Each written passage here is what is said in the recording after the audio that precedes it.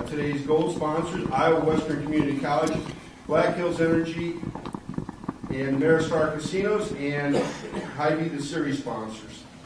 Carolyn Kuhl is here again with Iowa Western for interpreting. Thank you for all you do. And as a reminder, this is the same format we've used for several years now. We take questions in the back. You'll have the opportunity for a follow-up question. We try to ask as many different topics from as many different people as possible. You will have the opportunity for a follow-up question. And with that, we will start with opening comments. No, we need to do introductions again. Part of what we're trying to do is your legislators want to know you better. Many of you are with other places. Maybe you just want to say your name. Maybe you want to say who you're with. But if we could go quickly on that, start right here. Steve Bell, Iowa School for the Deaf, Iowa Braille Society School. I'm John Poole, I'm Iowa School.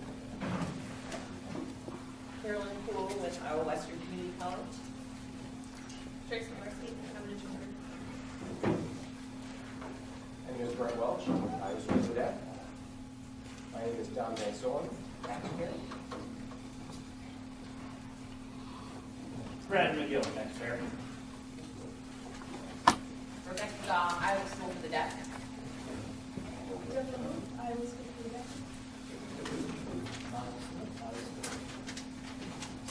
Gary Owens, private citizen.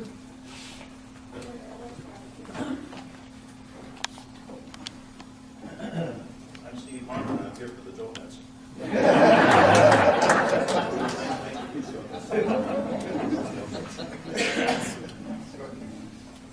Natalie Sampson with Wisdom Pilot. Don Holland, independent. Jim Warren. Roland Wayne Brill, happy year in Burgos.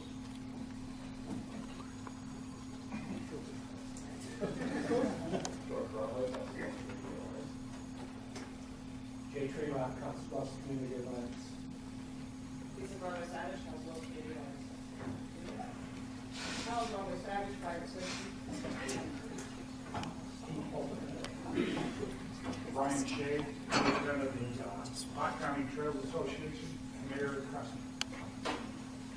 Jerry Mathias in 3 hats today. Potawatomi County Community Foundation, I'm the commissioner with the Terraceville Commission, and also representing the Iowa Council of Foundations. Leanne Walker, Iowa Friends for Companion Animals, and I'm also a volunteer at the Potawatomi County Animal Shelter, and I'm a nurse at Mercy Hospital. Cindy Keithley, certified financial planner, I retired financial. You're all Matt Walsh, City Council Bus. Nicole Lindquist, Iowa Foundation. Frank Trout. Naomi Lyman. Barry Cleveland, co-chair of the Council Athletic Complex fundraiser and accepting donations.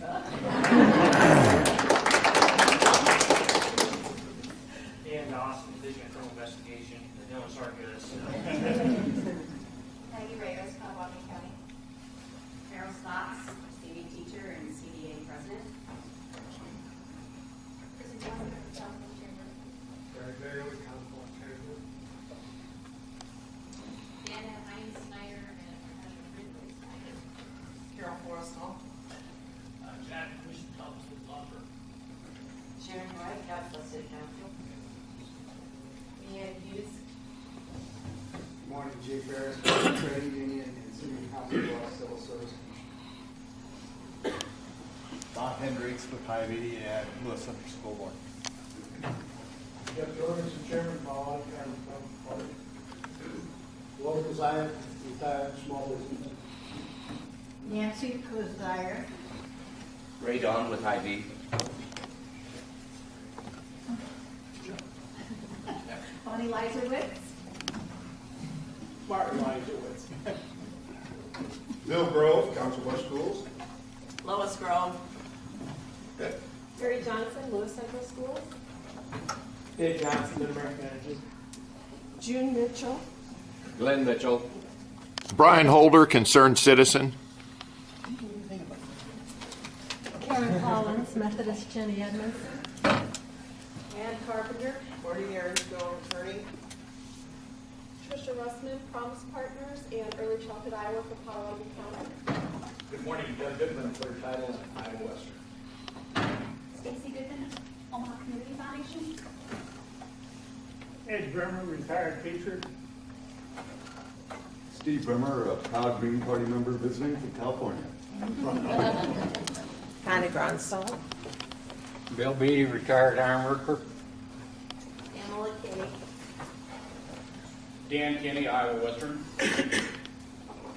David Kozire. Martha Bruckner, Council of Schools. Jenny Barnett, Council of Schools. J.J. Harvey, ditto. Kim Kazmierczak, Council of Schools. Charlie Johnson with Congressman Young's office. John Harrison, Iowa Drainage District Association. Okay, I think we've got everybody. I know that the people working for you want to get to know you better, and that's part of this. And if you have anything you'd like to share with them, the time to do that is after the meeting. They all stay around and talk to you. With that, we'll start with opening comments.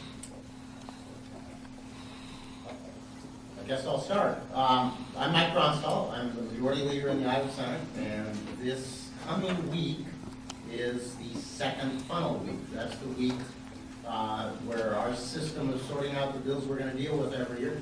If Senate file isn't out of the House committee by the end of this coming week, it is dead for the session. And if House file is not out of the Senate committee by the end of next week, it is dead for the session.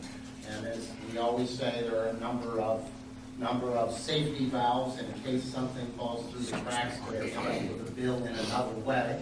Ways and Means bills, that's tax bills, and appropriations bills are not subject to that funnel. So that's the process this coming week.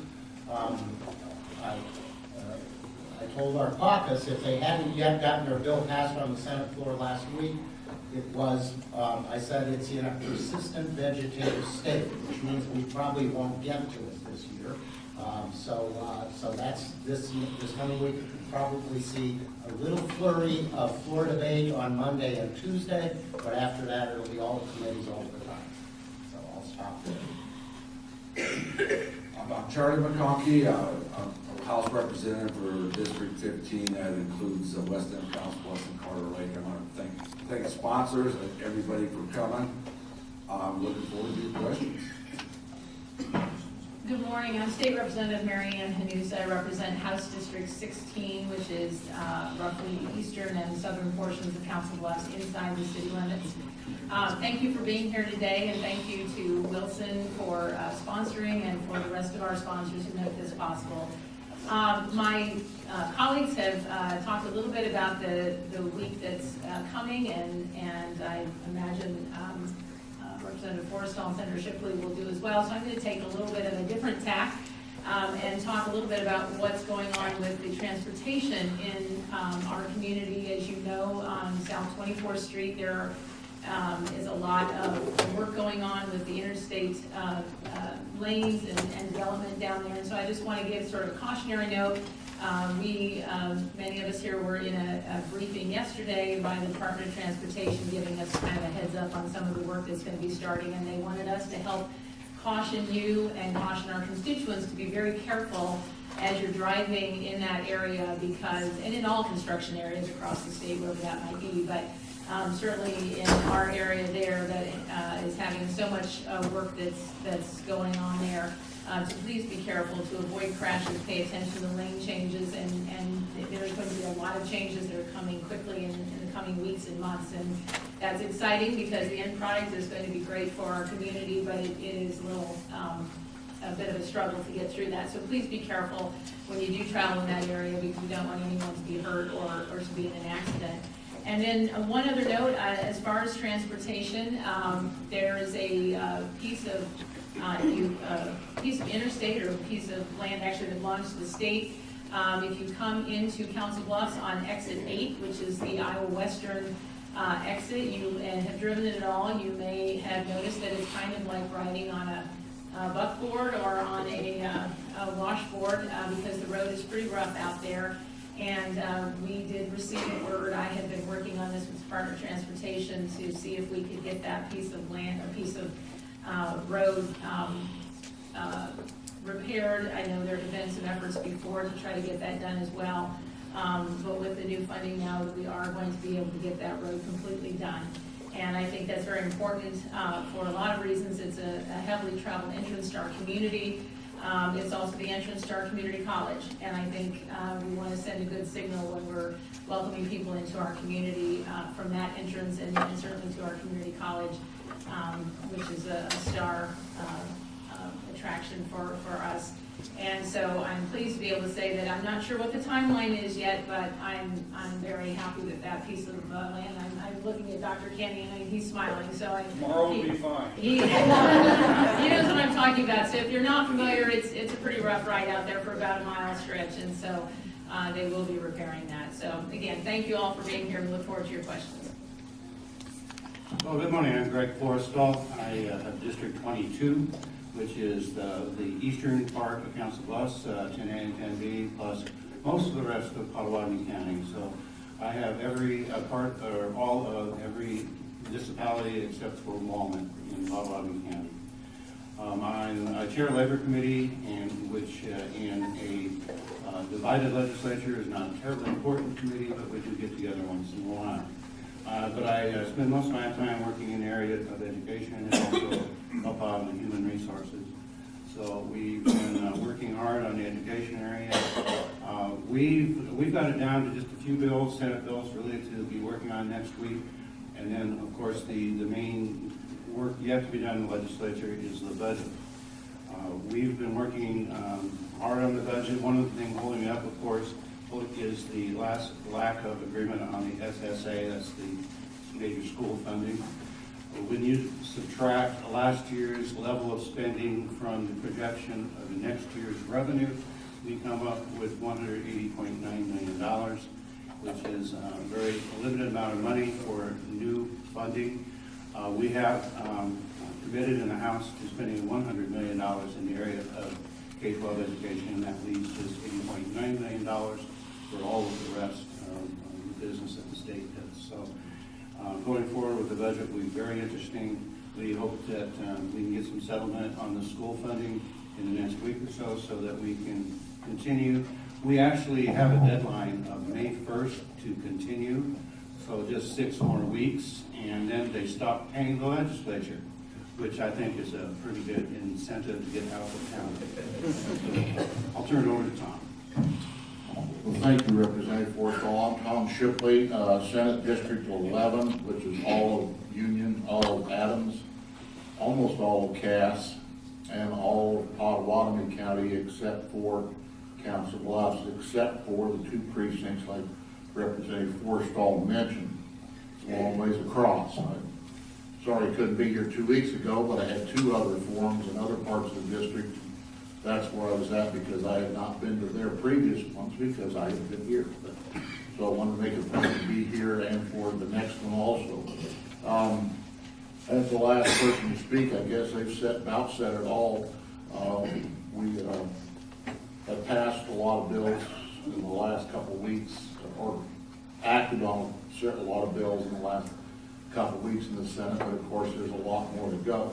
The committees I sit on are agriculture, natural resources, which deals with water quality, and judiciary, which has dealt with a lot of issues on, well, just for example, extending the statute of limitations on sexual abuse accusations to where by anyone who's been a victim has a longer period of time to come to get justice against their abusers. I also sit on labor and business, which I was told when I got on there they didn't do very much. However, they changed chairman, and so yeah, we have been busy. And late this last week, we have been dealing with a lot of governor appointments, visiting with some of those people. Some of them we are not asked to come to the committee, but some of them are to be interviewed, and there are more governor appointments to be made, acted on this week. So with that, I guess I would turn it back over and we'll take it from there. Well, the first question comes from Mitch Strike, and You guys are so serious, I've got a light one to ask. Easter Sunday's coming up. If you could have Sunday brunch with anyone, who would it be and why? And you don't have to mention me just because I have all the questions on it. Let's start at the other end. Well, thank you. Who would I want to have Sunday brunch with? I guess that'd be my dad. He passed away 10 years ago, and there's a day goes by that I wouldn't like to sit down and have one more visit, and I sure wish he was here to see me doing this. Well, Mitch actually warned me about this, so I was gonna go with something like Tom, but I thought about it a little bit. I think might be interesting to meet Henry Kissinger, because he's been through so many world momentous events, and I think it would be a wonderful conversation. Well, as far as Easter brunch, I would like to and plan to have it with my family, and certainly there are family members who have passed who I would love to be able to sit down and have one more meal with. But if I were to have just a meal and be able to pick any figure in history, I would love to have a meal with Abraham Lincoln. I think it would be fascinating to just kind of explore a little bit more his mindset on different actions that he took during the war and not even during the war, but I think he's a fascinating figure in American history, so I think it would be just absolutely wonderful to have an opportunity to visit with him one-on-one. Well, if I could I would like to have Sunday brunch if I could get all my family together from across the country and sit down and enjoy the day with them. It's something I really miss, and my mother's long been passed for a few years, and that's who I'd like to have brunch with. Now that I've had time to think, I'd like to have brunch with my wife of 43 years. Oh, good answer. Yeah. There's the brownie points. She just left. We'll tell her you said that. Nice save, Senator. Now, the follow-up question is, would that brunch be catered by Madison Avenue? I will say no, I will not cater. I will buy the ingredients from Hy-Vee, but I need to cook. All right, fair enough. All right, now our first question And today. it would be Shaq O'Brien for two. There you go. We'll have to hear about this for next Along with the spirit. Are you distributing recipes? Can you distribute the recipes? I just kind of make it on the fly. Well, our next question is from Mary Ann Cooler. Did I get that name right? Okay. What's the latest on SF 450 human trafficking? I believe it's in the House, but I don't, Senate passed it.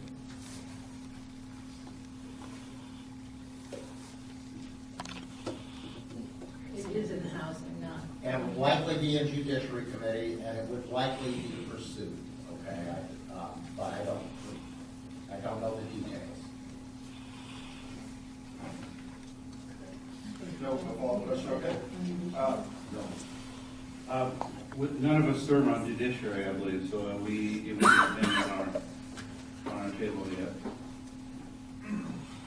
We can check, if you want to give me contact information, I can check on it for you and with the chairman next week and get back to you if you like. Actually, I'm not gonna sit down here and text, but I am gonna look it up. It's Senate File 450, you said? Okay. I'm gonna look it up. We'll move on to our next question then right now. Jerry Elledge, red light cameras. Jerry's right here. Red light cameras create an unsafe condition and are there only to make money. What is your stand on the bill to outlaw them, SF9?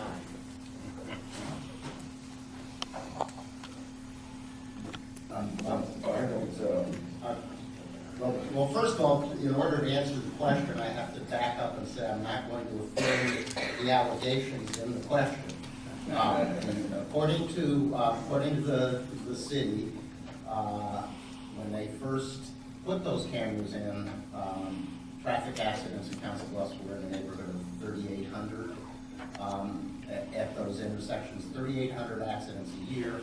that number of accidents went down to 700 and some. I don't know how many, but the safety argument is a difficult one to make based on actual results. So traffic accidents declined.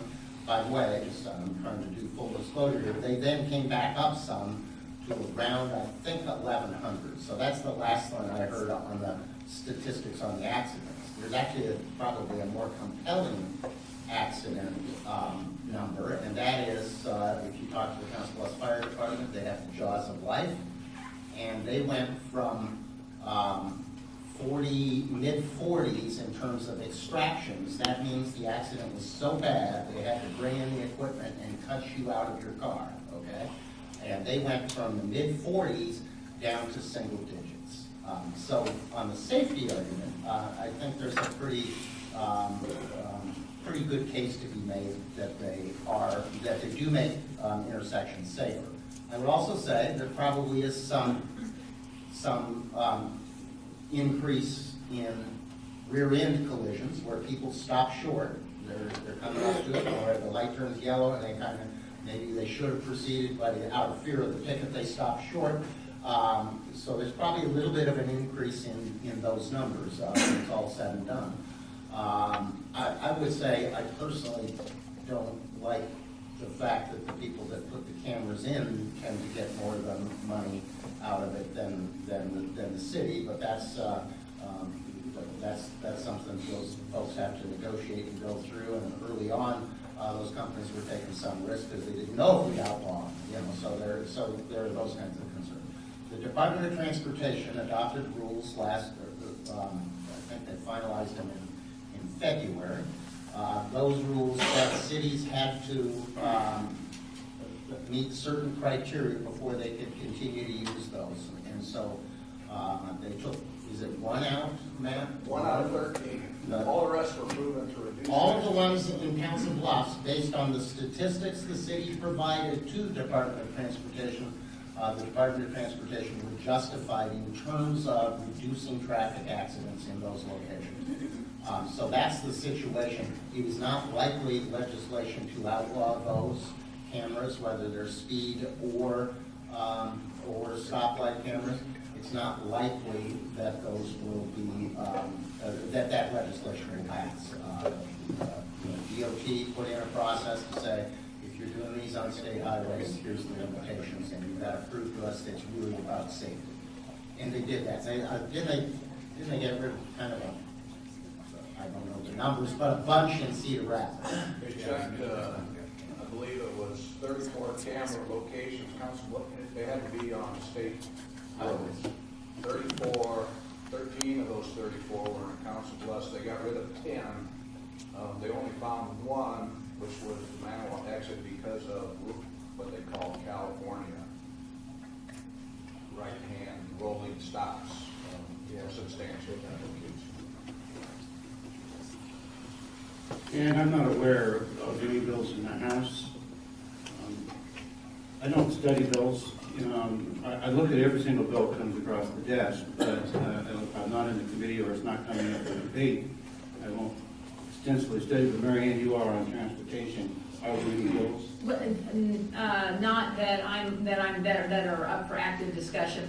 The House did pass a bill this last week or the week before that would, as far as the fines that are collected because of a red light camera violation, that would delineate how much of that fine goes to the city and how much of it goes to the operator of the camera. There were some members that initially had concern about that legislation, but then realized that it actually mirrors the process if you're stopped by an officer and you receive a ticket for speeding or for some other violation. It actually is broken down on that ticket, how much is court costs, how much is the fine, how much is this and that, and it's broken. If you have a $210 ticket, it's broken down $40 for court costs or whatever. And so we believe that kind of mirrored the ticket that you would see if you had gotten a ticket from an officer. So that bill did pass the House, as I say, I think it was just this last week, went to the Senate, and I'm not sure what the status is in the Senate. But other than that, I'm not aware of any bills that are dealing with red light cameras that are under active discussion.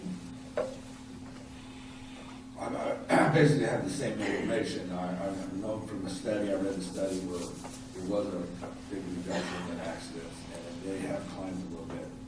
And there was one that, what the one Matt mentioned there, Lake Manoy is being removed. But that's all the information I have. My district doesn't have any. But nonetheless, that doesn't mean, but I don't think 10A and 10B have any traffic cameras. But aside from that, there are people that are concerned about them, but I haven't seen anything come through on the Senate side yet that we would, but then again, it wouldn't come from any of my committees either. That's most likely because you have very few traffic stoplights. No, one county doesn't have any stoplights, period. That's fine with me, because I'm in it. There you go, question. Yes, the safety studies, were they, did they pull out the countdown lights? Because when the cameras were put in shortly after, on each one of those intersections, there's a countdown light. 10, 9, 8, now your light is going to change. Was there a study done on what really made it the corner safer? Was it the red light camera, or was it the countdown lights? By the way, the countdown light is a pedestrian light. So there's walk, don't walk, and it says walk, and then it starts going 10, 9, 8, so you've got 10 seconds to get across the street. There are no countdown sights that are in the easy sight of the driver. They're in the easy sight of the pedestrian crossing the street. So, so I don't know whether they did that study, any particular study on that. Countdown lights predated the camera, automatic traffic enforcement camera.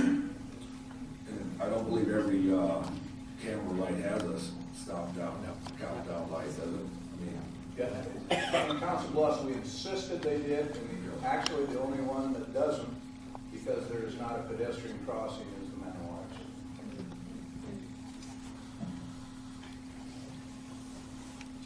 Okay, our next question comes from Bill Grove. Let me just interrupt. So, Mary Ann, the bill is still in a subcommittee in the House. On the House side, it was assigned on March 25th, so they haven't had it a long time.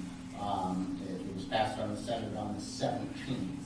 And anybody that wants to go to the Iowa General Assembly website on any bill at any time, you can put in the number of the bill, and there's a little sign on the left where you can click on current bill history, and that will tell you where bills sit. So that means it needs action by the end of this week in that House committee. Oh, that's fine. All right, next question from Bill Grove. Regarding penny sales tax, will the House follow the Senate's bipartisan support of extending the penny sales tax until 2050? I haven't talked to the majority, but as far as the minority, I'm sure it will. I mean, there's consensus that can have that carried on. I don't think that the chair of the Ways and Means Committee is interested in taking it up. So, no, I don't think so. I've talked to the speaker and the majority leader and the chair of the House Committee on Ways and Means. There is not particular interest at this point in the House to extend or delete the sunset. That is not to say, of course, that things don't happen as the session ends, but I think it's probably unlikely at this point that it would move in the House. Bill, you have a follow-up question? Yes, I do. Explain to me why extending an existing tax is a tax increase, but you just passed a real tax increase with the 10-cent gasoline tax that I think has no sunset. Who is saying that it's a tax increase? Pardon? Who is saying that it is a tax? Some of your colleagues at the State House I've talked to. It's currently there now, so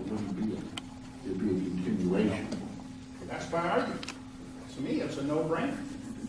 Well, I have spoken with Ron Jorgensen, from Sioux City, who's the chair of the House Education Committee. And he has asked the Speaker of the House for a study on the prospect of raising. This bill was passed, I believe, in 2008 to add a penny for the school to be distributed to the schools across the state for use of new buildings and upkeep of buildings and so forth. There's a sunset on that bill of 2029. Currently, the school districts can bond against that up until 2029.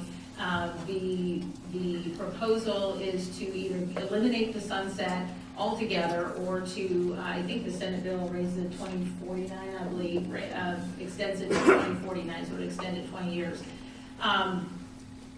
I spoke with Representative Jorgensen, who chairs the House Committee on Education. He's asked the Speaker for a study to, and that's one of the reasons that sunsets are put on legislation, so that the legislature can then look at that and say, is this a program that we want to continue? Is this a program that really isn't working effectively?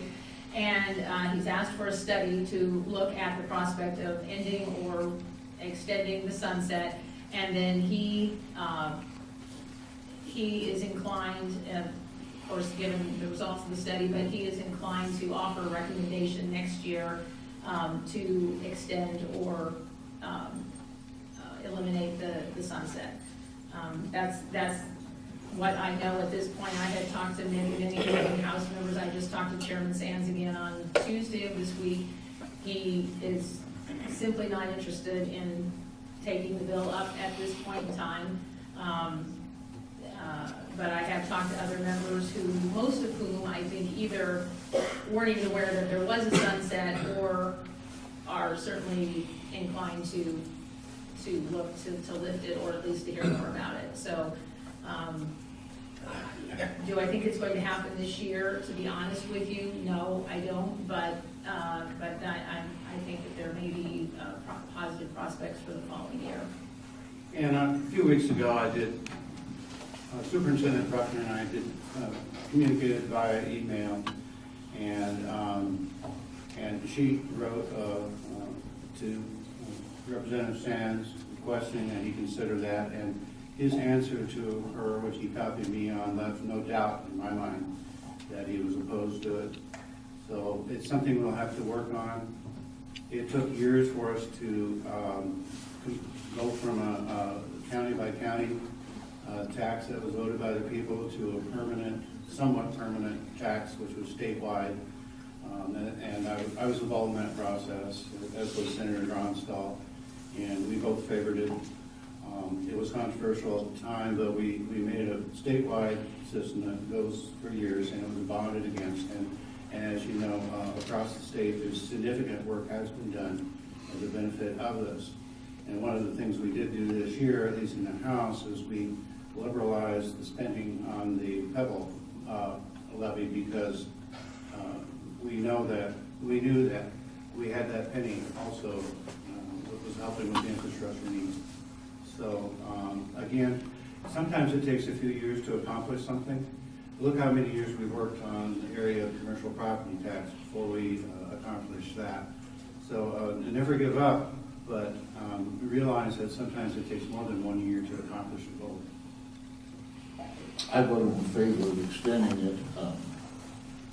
I know a lot of people have concerns that maybe sometimes it's being used for, to go around taxpayers, but for the most part, I trust the boards and to make those decisions locally and to do it wisely. So.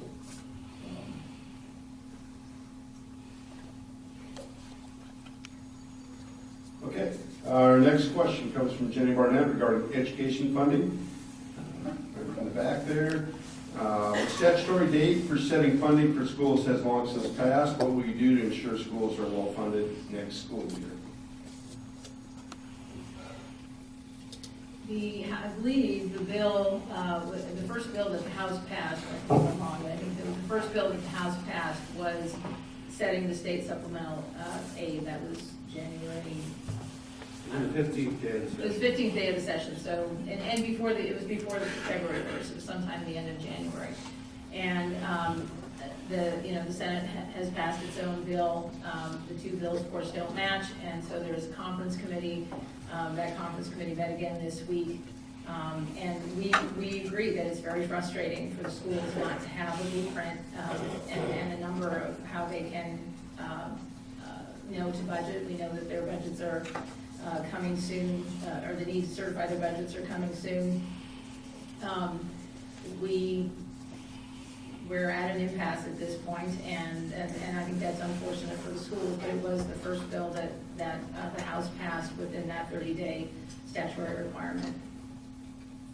I'll agree, it is unfortunate for schools that the funding isn't adequate. And we've been fighting real hard to get something done. Like, it's in committee right now, and I'm not sure where it's at. But I think it's without the, I'd push for 4%.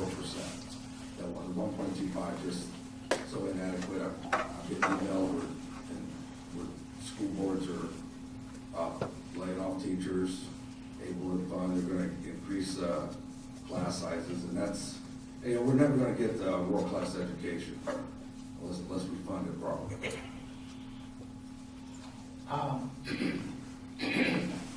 I'd say this, I'm always, so I'm smirking here a little bit, I'm always bemused by spin, both my own and the other parties, okay? So there's always a little spin in politics, right?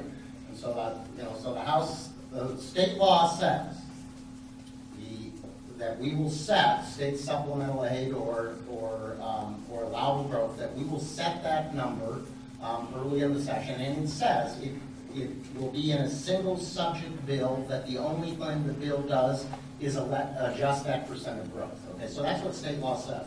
So the House passes a bill that sets that number and does several other things.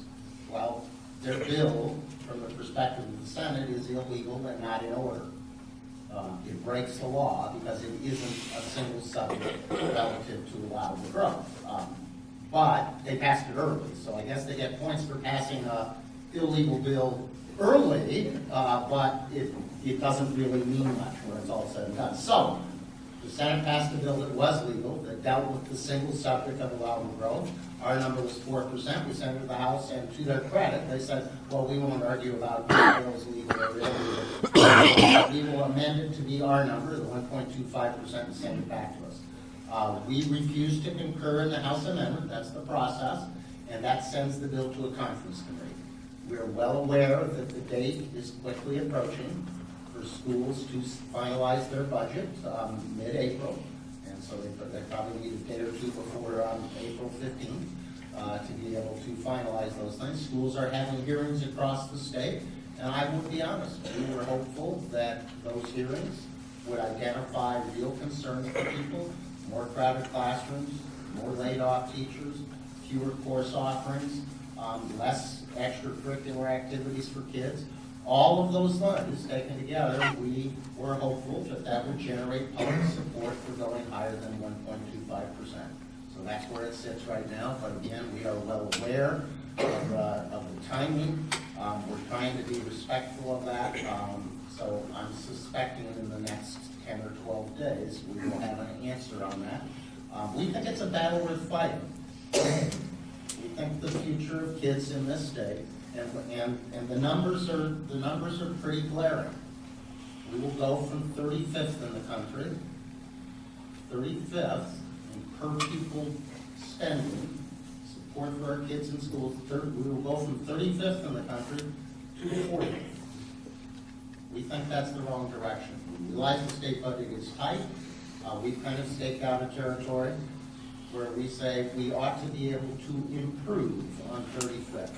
We certainly ought not be losing ground, and we will lose ground at 1.25%. So, like I said, we think this is a battle worth fighting. It is the single most important thing all state governments do, is K-12 education. That's the single most important thing all states do, every state can do. That's the biggest function of state government. And this number is inadequate, and we're gonna fight for more.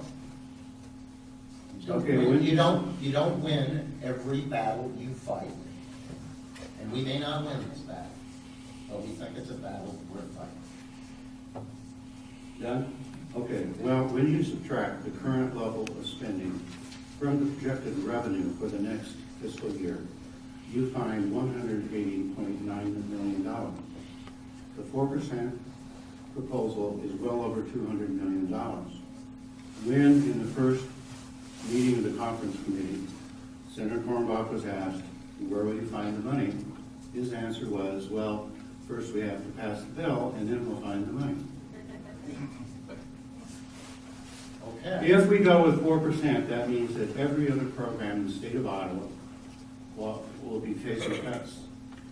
School is a very important, very important function of government, but it's not the only important function of government. As for where we rank in spending among the states, there is some dispute. The figure that that the center is using comes from a notably biased organization, the National Association of Teachers. And also, we know of states that spend more than Iowa that don't have the level of student achievement that Iowa does. We know of states that spend less than Iowa who have a higher level of student achievement. So we cannot positively identify spending level as a primary cause of quality of education. And Senator, if you want to spend more money, you have to find that money. Where will the money come from? And so, let me go to the question of who provides the data. So he tries to impugn the data because it came from teachers. And where did the teachers get the data? The teachers got the data from the Republican governor's administration that posts it online. That's where they got the data. They didn't just make it up. They took it from our own state's Department of Education website. So you can try and impugn the integrity of the information by suggesting it came from, quote, the teachers union. But the reality is, it came from the Department of Education. And last I checked, it's a Republican governor's appointee to the Department of Education. I think it's so that's data point number one. Number two, the state law that says we will establish the rate of growth for K through 12 education, the most important function of state government, was a law passed in the legislature and signed by Governor Branstad. And what that law said was, if this is truly our most important function of state government, if it is truly that, we take it first, and then all other things fall behind. And there will be tough choices to be made. But that doesn't mean we should underfund our schools. I find it interesting that you avoid my question of where you're going to find the money. We have approximately $7.5 billion coming in next year. The House budget sets their spending level at less than $7.2 billion. There is literally $250 million that's sitting on the table, that's going to stay sitting in the bank while we lay off teachers and take away opportunities for Iowa kids. $250 million, more than that, actually. Well, according to the Revenue Estimating Conference, there will be $7,175,500,000 coming in next year for revenue. I don't know where you get your $7.5 billion. Well, if you read your own spreadsheets, you will find that there's carryover money that there's been a growing surplus for a number of years in the state of Iowa, and that's where that money comes from. And the surplus is down over $200 million this year because revenue did not reach the projections. I completely understand that. You still want to say kids come last, not first.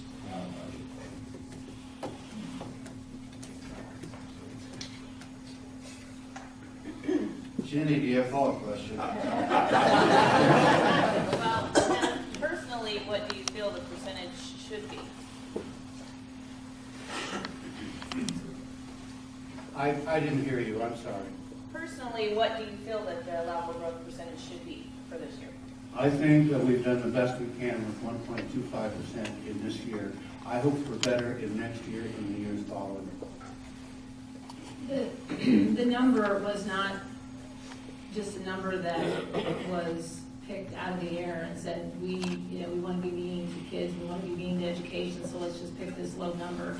We knew that this would be a tight budget year. We didn't know how tight, and so the number was chosen given the fact that there were signs that we were going to have to be conservative with our budgeting this year. And indeed, last week's revenue estimating conference bore that out, and in fact drove the number down in terms of readily available money to spend. And the statement that Republicans or the House doesn't care about education gets to be a bit tiresome. 55% of the state budget goes to education spending. There's nobody in the House, Republican or Democrat, and no one in the Senate, Republican or Democrat, who doesn't feel that education in the state is a priority. But we believe that we need to be responsible with your tax dollars as well, and craft a budget that does not spend more than we take in, and that does not, pass programs that we cannot fund and then hope that we can find the funding later. That's a difficult thing to do, and I was actually talking to one of our local elected officials yesterday about this, and I said, it's hard. It's much easier to be able to say, yes, we want to give you everything you want and more if we can. It's much easier to do that. It is very hard to be able to because every state program, whether it's education or whatever program it is, affects people personally. It affects them individually. It affects lives individually, and we understand that. And there are so many programs that are dependent upon state funding for their existence, and they do much good work in our state, and certainly it goes without saying that the work of our schools and our teachers is invaluable.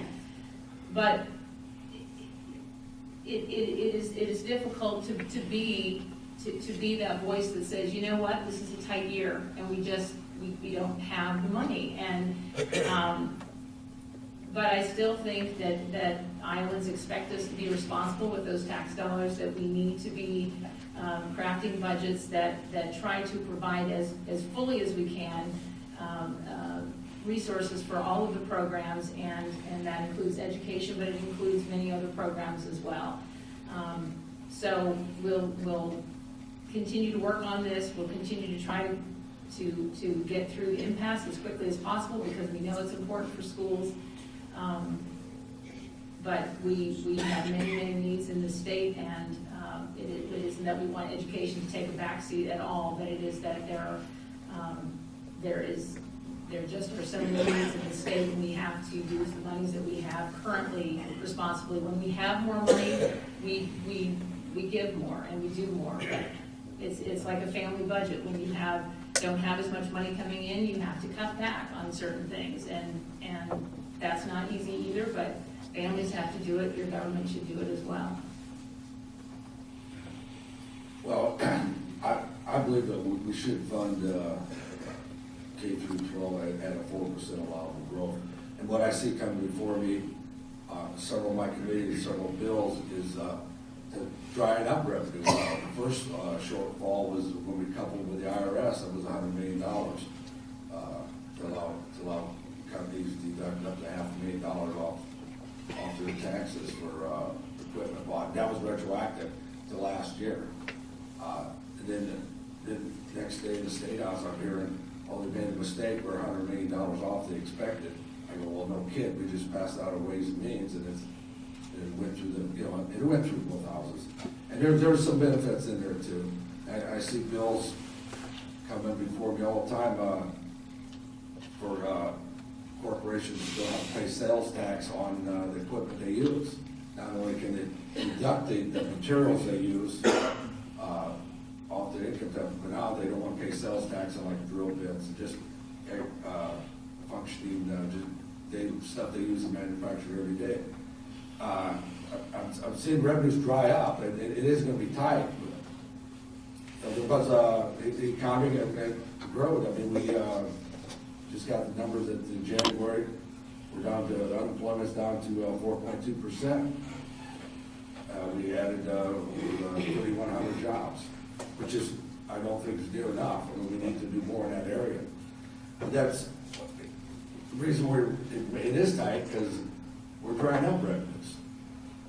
And the money is, I believe, if we work real hard, it's number one priority to educate our kids and make sure we provide a world-class education. We've got to fund community colleges, and we do have obligations that was made in the past. We have to backfill property, commercial property tax reduction. We have to backfill the cities and the counties for that.